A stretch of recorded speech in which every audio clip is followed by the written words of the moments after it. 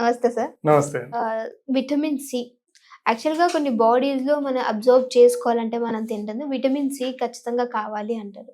But అదే తగ్గిపోతుంది ఈ మధ్య అందరికి. దీనికి ఏమన్నా ఇంక్రీజ్ అవ్వడానికి ఫుడ్స్ ఉన్నాయా?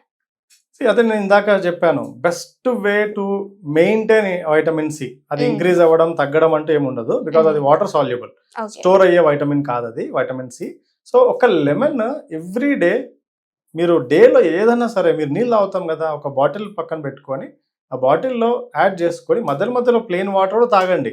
అదే తాగమని నేను చెప్పాను. మధ్య తాగుతూ దాన్ని ఒక 2-3 hours లోపు దాన్ని ఫినిష్ చేసేలాగా రోజు ఒక నిమ్మకాయ యాడ్ చేసుకోగలిగితే దట్ ఈజ్ ఎనఫ్. ఇంకా more than enough for vitamin C రోజుకి. లేదా సీజన్ అప్పుడు ఆమ్లా, ఇప్పుడు ఉసిరికాయలు దొరుకుతాయి.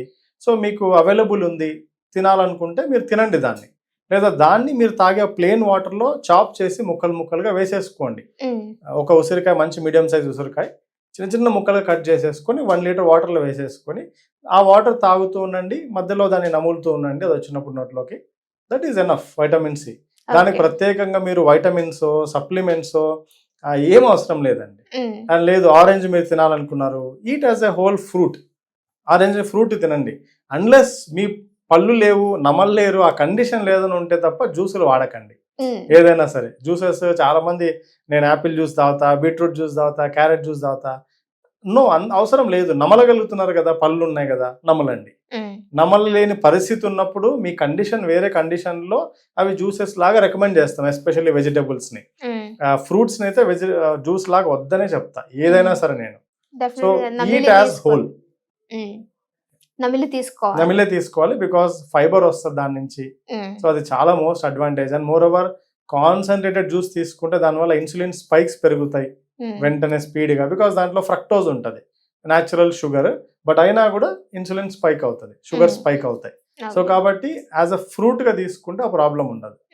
ఫ్రూట్ గానే తీసుకోమని చెప్తాం. ఓకే. సో లంగ్స్ ఇన్ఫెక్ట్ అయిన వాళ్ళు ఏం చేస్తే బెస్ట్ అంటారు? లంగ్స్ అంటే lung infect in the sense lung infections అవుతూ ఉంటాయి.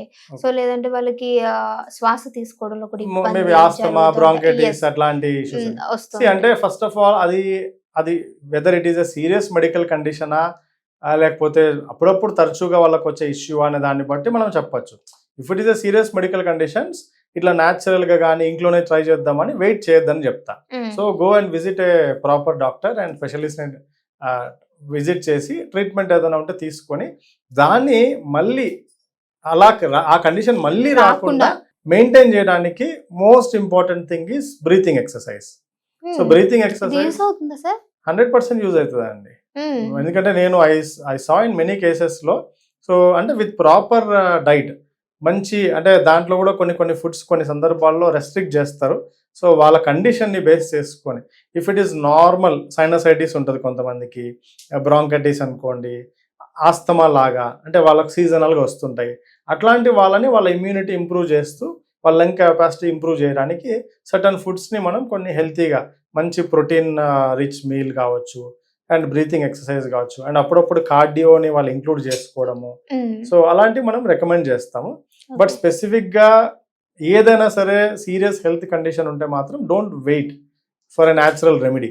ఎందుకంటే అందరూ నేచురల్గా చేద్దాం అని అనుకుంటారు, మంచి విషయమే అది.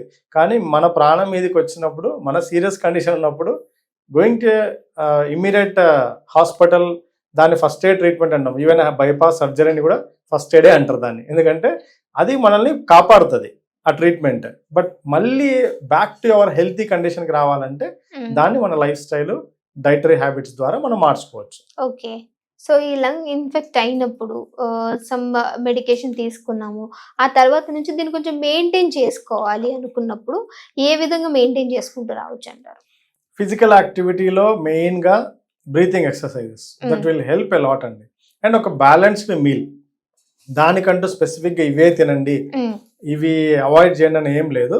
సో ఒకటి వాళ్ళకు ఏదైతే అంటే కొన్ని కండిషన్స్లో even vitamin C rich foods కూడా వాళ్ళకి అగ్రివేట్ చేస్తాయి, అంటే ఆ లంగ్ ఇష్యూస్ని. సో ఆ సిచ్యువేషన్ని బట్టి, వాళ్ళ కండిషన్ని బట్టి ఫుడ్స్ని మనం తీసుకోవాల్సి వస్తుంది, స్పెసిఫిక్ ఫుడ్స్ని. బట్ ఇన్ జనరల్గా గుడ్ ప్రోటీన్ కంటెంట్ యాడ్ చేసుకోవడం చాలా ఇంపార్టెంట్. అండ్ తర్వాత ఫైబర్, వాళ్ళ గట్ ఇష్యూస్ ఏం లేకుండా చూసుకోవడం చాలా ఇంపార్టెంట్. ఎస్పెషల్లీ బ్లోటింగ్ ఇష్యూస్, ఆ తర్వాత అంటే యాసిడ్ రిఫ్లెక్స్ కావచ్చు, ఇలాంటి ఇష్యూస్ వస్తుంటాయి. సో అది కూడా ఏమైపోతాయంటే, అంటే యాసిడ్ రిఫ్లెక్స్ వచ్చినప్పుడు బికాజ్ మన థ్రోట్, మన నాజల్ ఇవన్నీ కూడా కనెక్టెడ్ ఇక్కడ. సో అప్పుడు ఇబ్బంది జరగవచ్చు.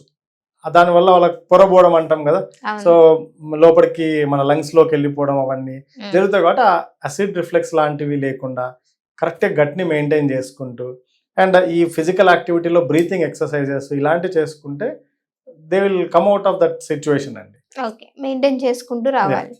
Okay, thank you so much sir, మంచి ఇన్ఫర్మేషన్ ఇచ్చారు. Thank you.